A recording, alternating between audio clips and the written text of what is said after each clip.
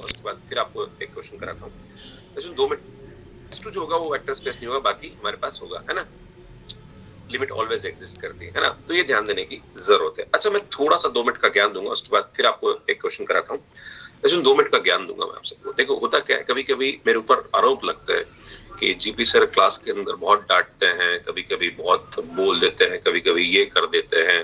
पर मैं आपको बताना चाह रहा हूँ कि जब भी आप एज ए स्टूडेंट पढ़ते हैं, है ना, मैं खुद भी बताना चाह रहा हूँ कि क्लास के अंदर डिसिप्लिन का होना बहुत जरूरी है ना।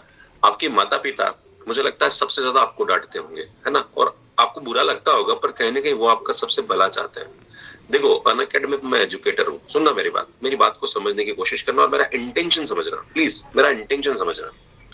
2 टाइप के लोग होते हैं, 2 टाइप के टीचर होते हैं। एक टाइप का ये टीचर होता है, एक टाइप का ये टीचर होता है। सुनना मेरी बात please, I am requesting you, मैं चाहता हूँ 2 मिनट मेरी बात सुनो, क्योंकि भविष्य में आप लोग भी टीचर बनने वाले हो, है ना, क्योंकि कहीं ना कहीं एमएससी मैथ्स करोगे और आपका सपना कहीं ना कहीं टीचर बनने का होगा। तो मेरी बात को सुनना, है ना, क्योंकि जीवन में आपको भी अप्लाई करना है ना। ठीक है ना, सुनना मेरी बात। 2 टाइप के टीचर होते हैं।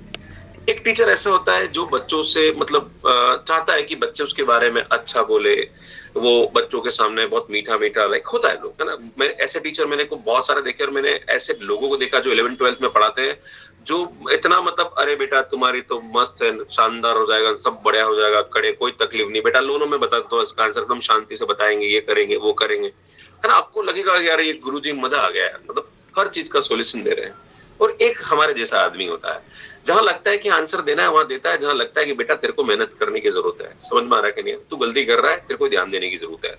आपको मेरी बातें बुरी लगेगी और हो सकता है आपको हर्ट करे, पर वो हर्ट करने के बाद आपको पढ़ने की एक अंदर से वो होती है कि यार मेरे को सर को करके दिखाना है ना। सर ने मुझे ऐसे कैसे बोल दिया, मैं करके दिखाऊंगा। और हमारा काम यही होता है, इवन आपके माँ बाप का काम, आपके टीचर का काम, दोनों का काम यही है कि आप में वो चीजें पैदा हो कि आप खुद से चीजें करना स्टार्ट करें।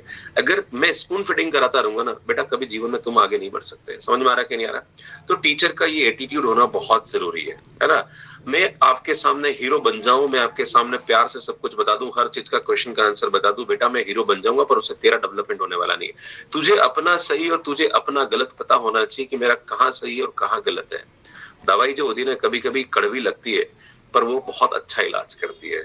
और मैं कहना चाहता हूँ, मैं उन टीचर को याद करता हूँ जिन्होंने जीवन में मुझे बहुत रगड़ा था, मुझे बहुत डांटा था। कुछ टीचर ने तो ऐसे भी मुझे वचन दिए, मतलब वर्ड्स बोले थे कि मेरे आंखों में आंसू आ गए थे। पर उन टीचर का आज रेस्पेक्ट करता हूँ कि अगर उन्होंने मुझे ऐसा नहीं बोला होता तो आज मैं यहाँ नहीं होता। समझ में आ रहा है कि नहीं आ रहा। तो हम शिक्षकों का ये कर्तव्य होता है कि हम आपको ये चीजें समझाएं कि बेटा तेरे लिए क्या सही है क्या गलत है। समझ में आ रहा है कि नहीं आ रहा। बहुत सारे बच्चे ऐसे होते हैं जो क्लास के अंदर पढ़ते हैं, हम हर चीज आपको बता देंगे, तुम लोग खुद क्या करोगे यार, बताओ मुझे, खुद क्या करोगे, खुद को भी तो कुछ चीजें आनी चाहिए ना। जहां लगता है जैसे आप हर चीज में, मैं क्लास में एक बच्चा, एक लड़की ने मुझे बोला कि यार कोई मुझे सर ये वापस समझा दो, मैंने उसको समझा दिया वापस, राइट, मैंने अपना काम कर दिया। खुद थोड़ा खुद भी तो करो भाई। अगर आपने अनअकैडमी पे आप मुझसे पढ़ने आए हो तो यार कहीं आपका भी तो कर्तव्य बनता है कि मैं भी मेहनत करूं। समझ में आ रहा है कि नहीं आ रहा। सो ये आपको करने की जरूरत है। और प्लीज मेरी कोई भी बात है मैं आपको बोलता हूँ, डांटता हूँ, उसको अदरवाइज लेने की जरूरत नहीं है। वो कहीं ना कहीं आपके भले के लिए है ना। सो प्लीज ध्यान दीजिए आप, है ना। और मैं सीरियसली बोलता हूँ कि जब भी हम लोग क्लास के अंदर टाइट रहते हैं ना, तो क्लास के अंदर एक कॉन्सेंट्रेशन रहता है, एक माहौल रहता है। मैं मुझे पता नहीं कि दूसरे एजुकेटर के क्लास के अंदर क्या माहौल रहता होगा, पर मैं इतना गारंटी से कह सकता हूँ कि जो अगर जो एजुकेटर अगर बच्चों को टाइट नहीं रखता है, वहां पे पूरी क्लास कचरा हो जाती है, पूरी क्लास कचरा हो जाती है, हर कुछ ना कुछ लिख रहा है कहीं ना कहीं। तो जो वाकई में पढ़ना चाहता है उसका बहुत नुकसान होता है, जो पढ़ना चाहता है उसका बहुत नुकसान होता है। So try to understand. मेरा इंटेंशन किसी को हर्ट करना नहीं है, पर जहां मुझे गलत लगता है प्लीज मैं वहां पे बोलूंगा, आपको बुरा मानने की जरूरत नहीं है। क्लियर है, आगे बढ़ते हैं। ठीक है। अच्छा इसमें मैं आपको बताना चाह रहा हूँ कि एक एग्जाम्पल था, और जो फर्स्ट एग्जाम्पल था इसके लिए मेरा एक क्वेश्चन था, और मैं माफी चाहूंगा, मुझे ऐसा लगता है कि ये दोनों के अंदर शायद मेरा एक्सप्लेनेशन गलत है, तो मैं आपको क्लियर कर देता हूँ। और देखो मैं एक अकेला सा टीचर हूँ जो क्लास के अंदर मुझे लगता है कि लगभग 4 से 5 बार या 10 बार सॉरी बोल जाता हूँ, है ना। मेरी क्लास के अंदर अगर मेरे को कुछ गलती होती है और मैंने कुछ गलत करा है, तो मैं उसको स्वीकार करता हूँ, है ना। मैं यहाँ पे कभी एटीट्यूड में नहीं रहता हूँ कि नहीं मैंने जो बताया वही सही है, मुझसे गलती हुई है, आई am sorry for that, right. But आप लोगों में वो एटीट्यूड होना चाहिए। अगर आपको मैं कहीं किसी बात पे डांट रहा हूँ और अगर आप गलत कर रहे हैं, स्वीकार करिए, यस सॉरी सर, मेरे से गलती हुई ना, I will not repeat it, okay. Attitude रखने की जरूरत नहीं है। जब आपका टीचर एटीट्यूड नहीं रखता है, एटीट्यूड हाँ, जहाँ सही होता है वहाँ एटीट्यूड होना चाहिए, पर जहाँ गलत है वहाँ पे स्वीकार भी होना चाहिए कि यार हाँ मुझसे गलती हुई। Getting my point? So please develop this attitude, है ना। ये एटीट्यूड जीवन में आपको बहुत आगे लेके जाएगा, है ना। चलो जी आगे बढ़ते हैं। इसमें मैं इस क्वेश्चन को वापस एक्सप्लेन कर देता हूँ, ध्यान दीजिएगा। इसमें पहला जो क्वेश्चन था उसमें ये बोला जा रहा है कि X Y is equal to 0, right. अब ये मुझे किसी ने बोला कि सर यार ये वेक्टर स्पेस क्यों नहीं, सब स्पेस क्यों नहीं होगा। तो एक एग्जांपल लेते हैं। मान लीजिए मैंने 1 0 लिया एक्स को और वाई को लिया मैंने 0 1, है ना। आप देख रहे हो इन दोनों का प्रोडक्ट 0 आ रहा है ना भाई, इन दोनों का प्रोडक्ट 0 आ रहा है। पर अगर मैं इसको ऐड कर रहा हूं, है ना भाई, क्लोज प्रॉपर्टी होनी चाहिए। तो जब मैं इनको ऐड करूंगा तो 1, 1 आएगा और इन दोनों का जो प्रोडक्ट है अब 0 नहीं आएगा, right. So that's why this is not a subspace. Getting my point, right. ये तो होता है बाय डिफॉल्ट। अब ये होता है, ये नहीं होता है ना।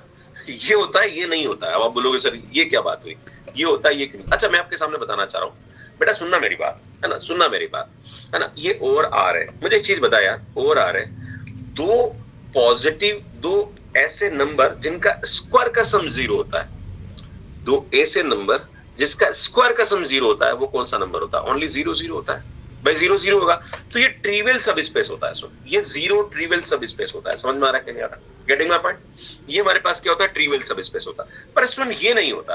अब आप बोलोगे सर ये क्यों नहीं होता? मैं आपके सामने एग्जांपल देता हूं। सुन, मैं आपके सामने एग्जांपल देता हूं कि मान लीजिए मैंने लिया 1, -1, राइट, है ना। मैंने इसके लिए एग्जांपल लिया 1 -1। देखो करोगे 0 आ रहा है, इसमें करोगे 0 आ रहा है ना, 0 आ रहा है। चलो अगला लेते हैं। इसमें मैंने लिया 3 and 1, राइट। मैंने इसको लिया 3 and 1, है ना। तो 3 और 1 लेने पर कुछ हो रहा है क्या? सुनिए यहाँ पे, क्या ये 0 हो रहा है क्या? मेरे हिसाब से ये नहीं हो रहा है।